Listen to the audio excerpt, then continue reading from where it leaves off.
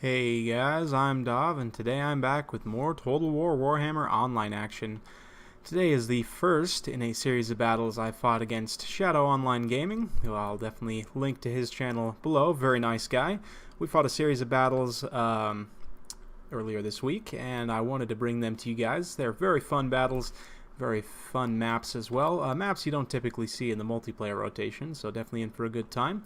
In this first matchup, I'll be taking Bretonnia up against the Dwarfs. My forces are led by the king himself, Lewin Leoncoeur. He's up on his beaky there. He's got the ladies champion for the self-healing, foe seeker for some extra speed, stand your ground, the lion shield, which is very good against the dwarfs, of course, because of the missile resistance. Sword of Corone is also very good against the dwarfs because it takes away armor and melee defense, both very pertinent in this matchup. For the main line, we've got a mix of foot squires and men-at-arms with shields with battle pilgrims in the center. Got a Lore of Heaven's Damsel. So the idea here is I don't have a ton of armor piercing. However, I do have this Curse of the Midnight Wind. That combined with the Sword of Corone gives, some nice armor debuffs. This is minus 30. The Sword of Corone is also minus 30. So if you stack those two on top of each other, you can get a total of minus 60, which will definitely help these battle pilgrims trade with, dwarf warriors and even longbeards, other units like that. We've also got Harmonic Convergence for some, potential duel situations. We've also got Comet of Cassadora for some nice AoE bombardment, just in case. In addition, I've also got two field trebuchets deployed out here at range just to deal some armor-piercing damage from a distance. We've also got the Defenders of the Fleur-de-Lis Knights Errant here. On this flank, we do have two units of Questing Knights who are very good against the dwarves.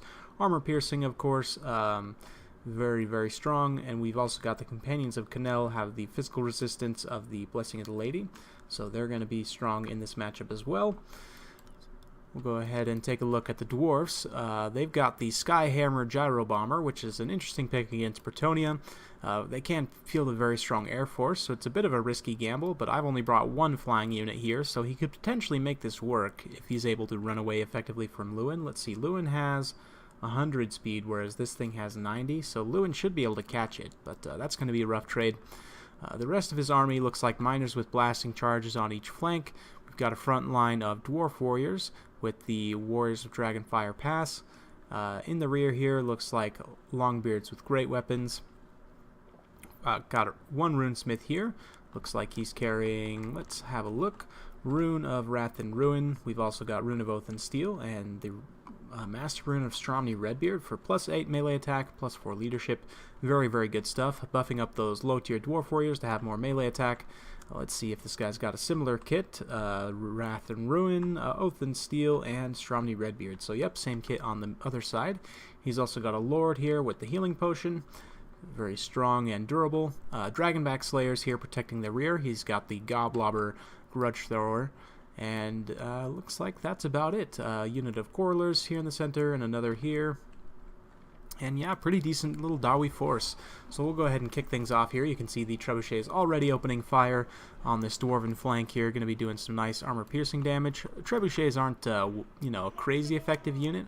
If my opponent had brought a cannon, he would have been able to outrange me and probably destroy these field trebuchets. Although if you had a cannon, he probably would be shooting it at the cavalry. But over here, we're going to be getting these Questing Knights in for a nice early charge here onto these Dawi.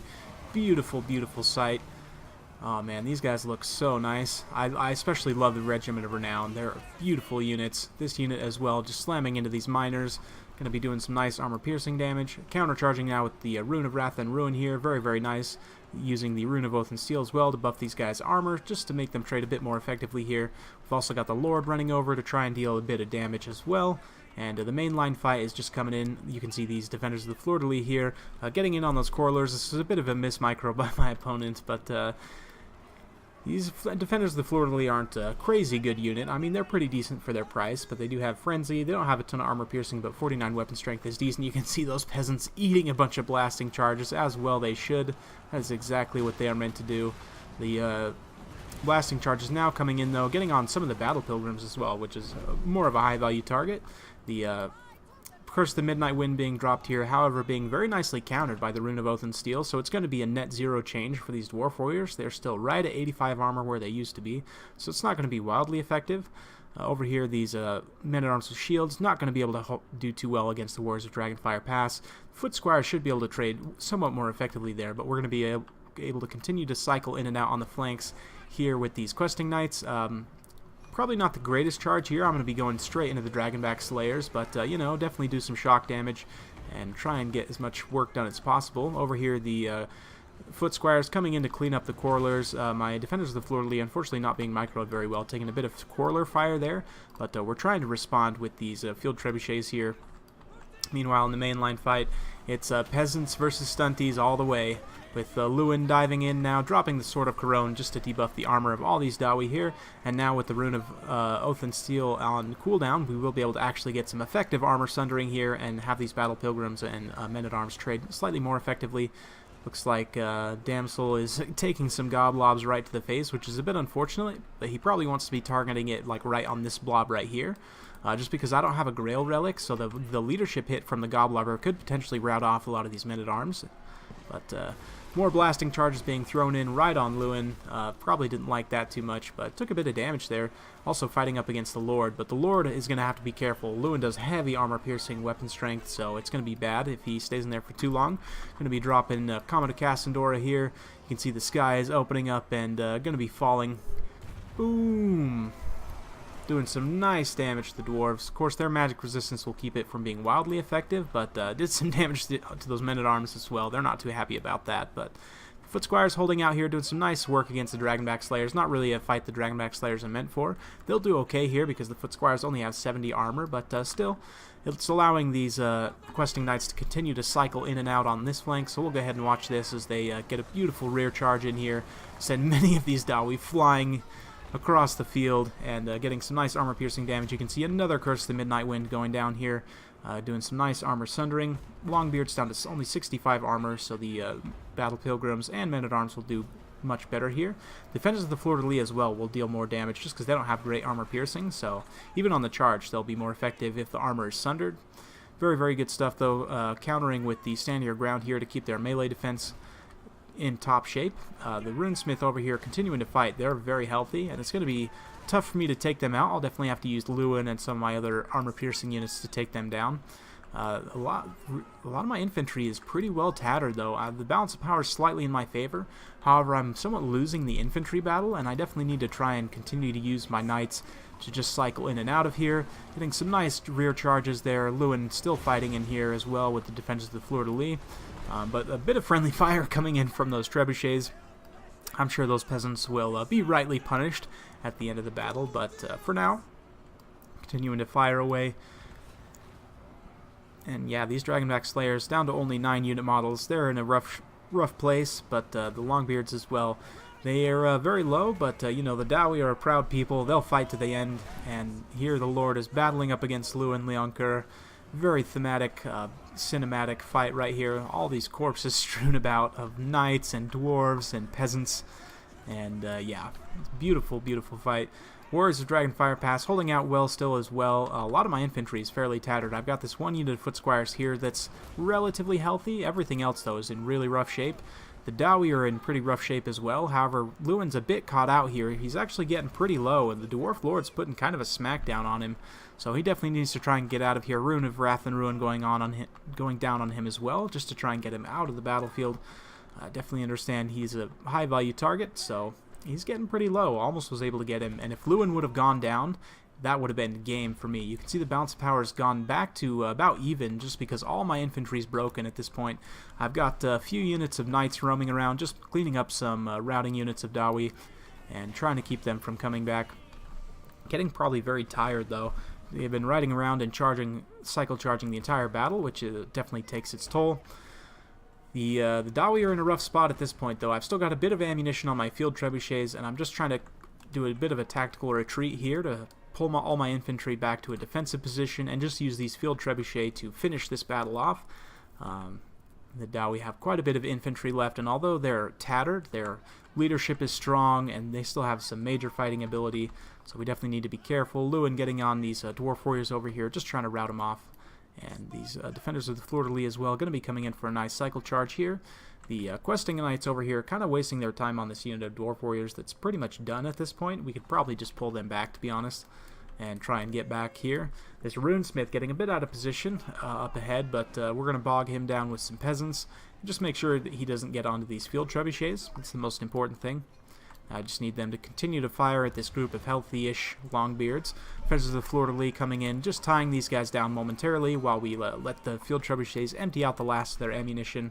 And these guys getting a nice final charge, racking up 52 kills is pretty decent for a unit of their cost. These guys are what, 850 if I remember right? Harmonic convergence being thrown on them, but they're fairly low. They're not going to hold up too much. They're only knights errant after all. So the last of these young knights is going to flee. And yeah, they're done. But we do still have some questing knights here. This unit of battle pilgrims as well, trying to kind of come around and regroup. Honestly, probably could just toss them in at this point, but yeah, just those trebuchets, man. I normally don't like to bring those guys, but I think they have a pretty decent niche against the dwarves. Lewin finally finished off those dwarf warriors. Well, I say finished off. They actually rallied, but you know dwarfs. But just going to bring in another beautiful, beautiful charge by these questing knights. Man, these guys have been MVPs in this matchup. Very good against the dwarves, and you know, I would say that the dwarves have a more favorable matchup against the quote-unquote order factions, that being the Empire, Bretonnia, and the Wood Elves to an extent. Just because they don't have chariots, the Bretonnia in particular has these armor-piercing knights that are a very good answer for the Dawi, but they don't have quite the variety of armor-piercing and anti-infantry like chariots and squigs and other things that, like Gorby's chariots and other things that, you know, the other quote-unquote chaotic factions have, that you know, the Dawi can definitely do well against the order factions, and this battle is still very, very close. You can see the balance of powers right on there. Lewin finally came in and dispatched this runesmith, but the Dawi leadership is strong. This dwarf lord is still about 60-70% HP, and a lot of the dwarf infantry are being battered to death, but we're just about out of ammunition now on the field trebuchets.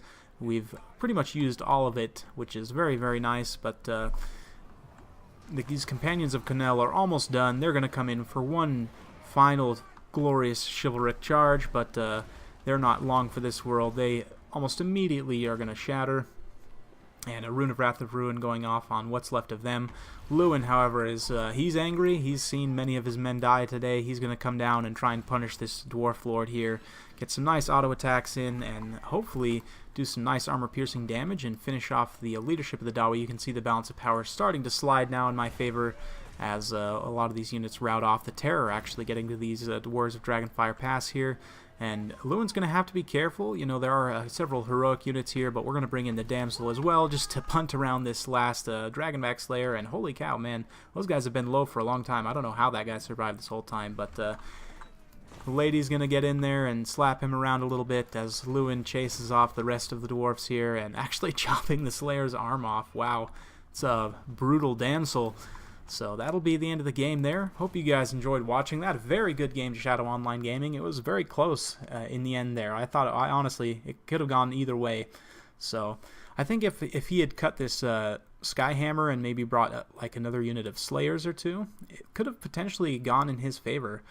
Or a Great Cannon as well could have been a decent pick at helping take down some of these Companions of Connell and some of these other knights. You know, it really came down to the wire there, and if he had been able to do a bit more damage to these guys before the fighting had started, it may have turned out in his favor. Who knows? It's tough to say. Foot Squires, 127 kills is great against dwarves. 84 here is pretty good as well. The non-armor piercing front line didn't do great just because Shadow was very good about countering my Curse of the Midnight Wind and the Sword of Couronne with the Rune of Oath and Steel, which is very much, I think, what the Rune of Oath and Steel is meant for. 104 kills on these Slayers is really good. 54 and 59 on the Longbeards of the Wars of Dragonfire Pass is nice. The Goblobber, unfortunately, wasn't able to be super effective as well, just because it got those knights on it fairly early on. The field trebuchets, 70 and 37 kills, very nice, really clutch in the late game especially, but decent pick against the Dawi, I would say. 107 and 92 on the questing knights. These guys are the real deal. Only 53 on the defenders of the fleur-de-lis, but again, these guys are what, 850, so you don't expect them to do a ton. 40 on Lewin himself. Let's see. The miners didn't do a whole lot, but the dwarf warrior is doing actually quite well against the peasant front line.